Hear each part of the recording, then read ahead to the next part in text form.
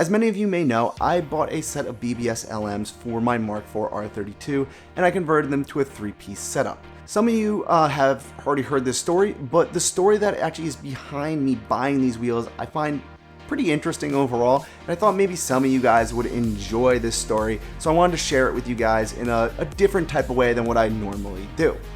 But before we actually get into this story, I kind of want to show you guys something really cool that I ended up getting. For all you guys who are into the R32s, I ended up buying this like really cool engraving. It has the Mark IV R32 on it with, you know, all the dimensions of the car on this side. It's a little bit glaring from the light, and also the motor is over here too with all the different specs. So this is a cool little thing I bought. I'm gonna be hanging up in my office soon. Throw a link down below for that if any of you guys are interested in purchasing something like that for, say, your garage or your office. Just a cool little decoration piece for your R32. But without further ado, let's get into this story.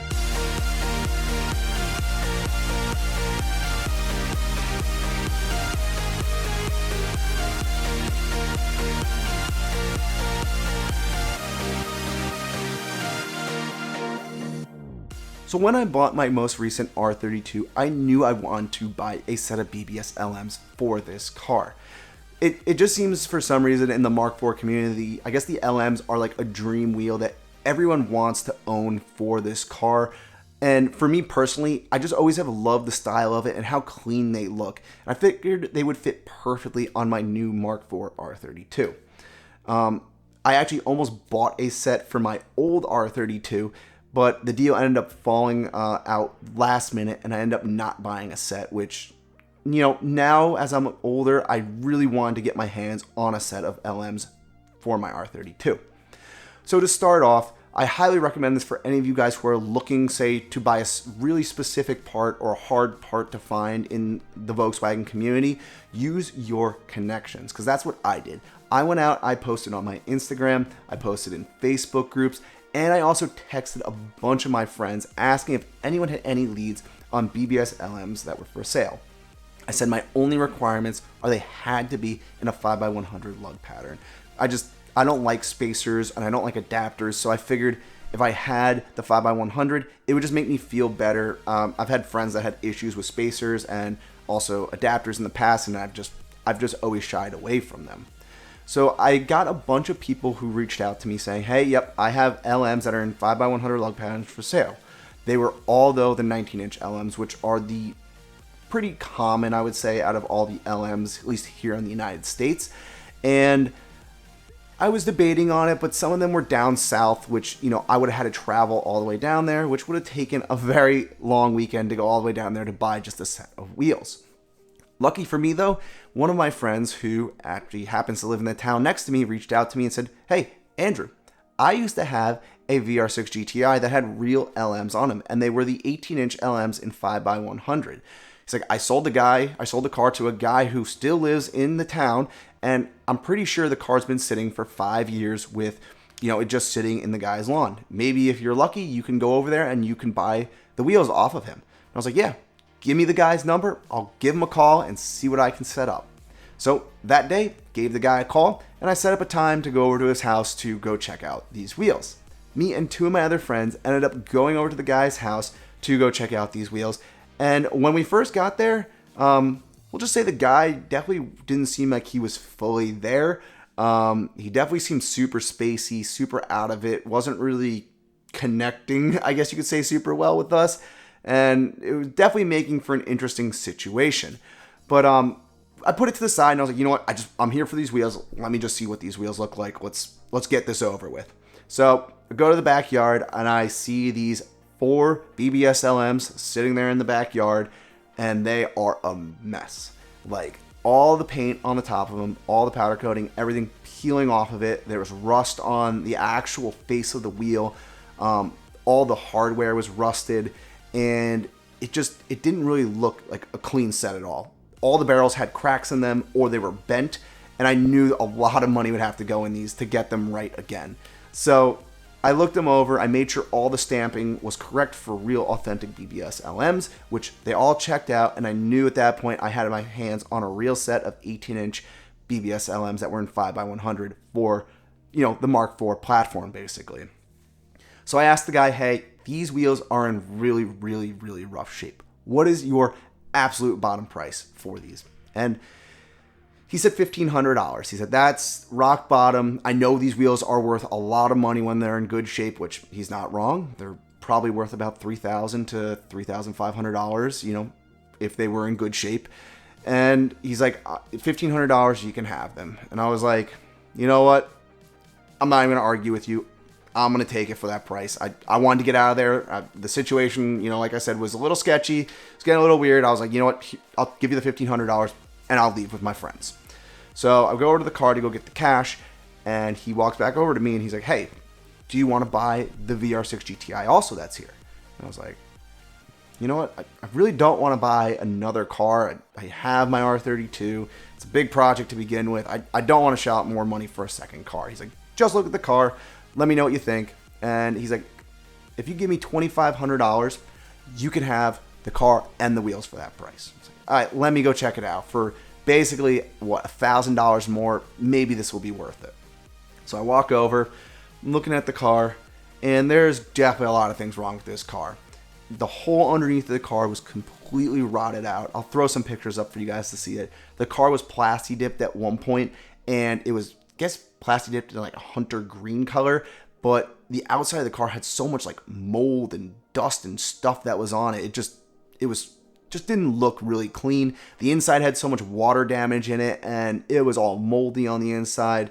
The best part though of this car was it had a new Airlift Performance 3P system in it, which worked pretty well. Super weird part about the airlift system though, somehow I guess it was wired into the radio for power. So every time you turn on the power for the radio, the airlift system would turn on. But when you turned it off, the whole system would shut off. So something happened there with the wiring. It's super weird, but that was one of the quirks that we found out about that car. We ended up looking over it again, and I looked at all the paperwork and saw that the timing chains were done on the VR6 and also the clutch was done. So I knew right there the car was worth probably about $3,000-ish. And I said, you know what? Let me see how much cash I have in my wallet, knowing I did not have the money in my pocket for this car. I walked over to my wallet, came back, and I said, hey, I got $1,700. So I'll take the wheels and the car off your hand for $1,700. And you know what? I was like, he's not gonna take this deal.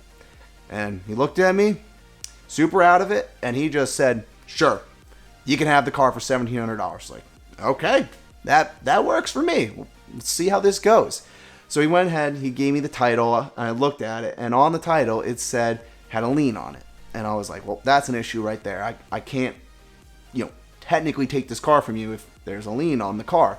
And he said there's no lien on the car. When I bought the car originally, the state messed up and put saying that there's a lien on the car.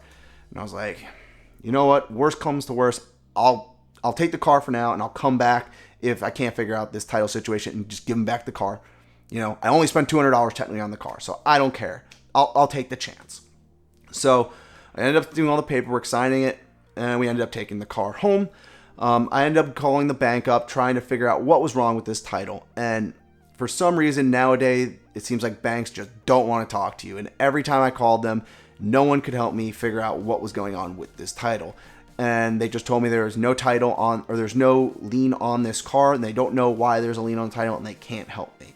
So, to say the least, I was pretty bummed because obviously there's an issue here. I can't technically drive the car. If I register the car in my name, and if there is then a lien on this car, all that makes me liable for it, which I didn't want to take that responsibility and that issues if there was actually a lien on the car. So I ended up saying, you know what, I'm just going to end up selling the car for parts because whatever, like that's the best thing I can do. And, maybe someone else could figure out what's wrong with the title or something like that.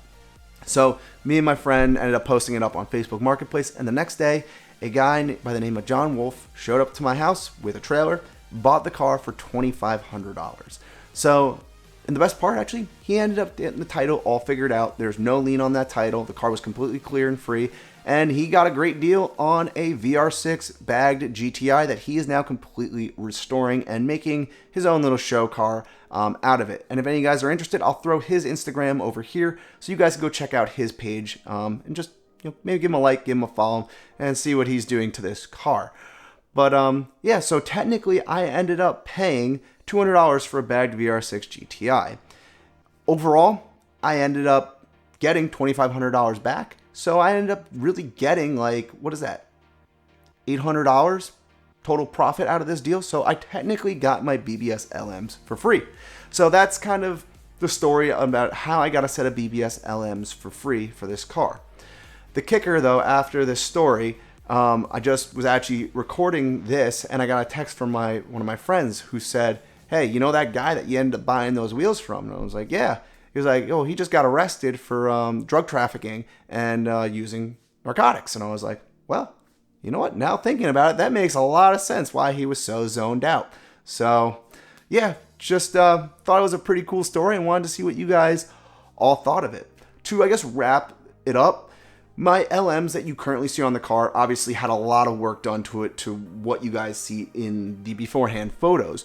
But in total, I spent, after, getting the wheels for free, the extra I ended up spending was $3,400 from Wheelworks down in South Carolina. That's how much they charged me to convert the wheels to a 3-piece setup, fully polish them, get brand new barrels for inner and outer setup, and also give the custom center BBS logo. So that's kind of the story on the BBS LMs. You guys will have to let me know in the comment section down below. What do you think of the story? Do you guys want to have some more of these, like, face-to-face, I guess, kind of videos? Maybe more of me just talking. If you guys are interested, I'll do more videos like this. I got a bunch of topics I could talk about in the car community, some rants and stuff like that. So if you guys want to hear them, let me know. More than happy to post some more videos up. But until next time, guys, my name's Andrew. I hope you guys enjoyed this video, and I'll see you guys in the next video. Peace out, guys.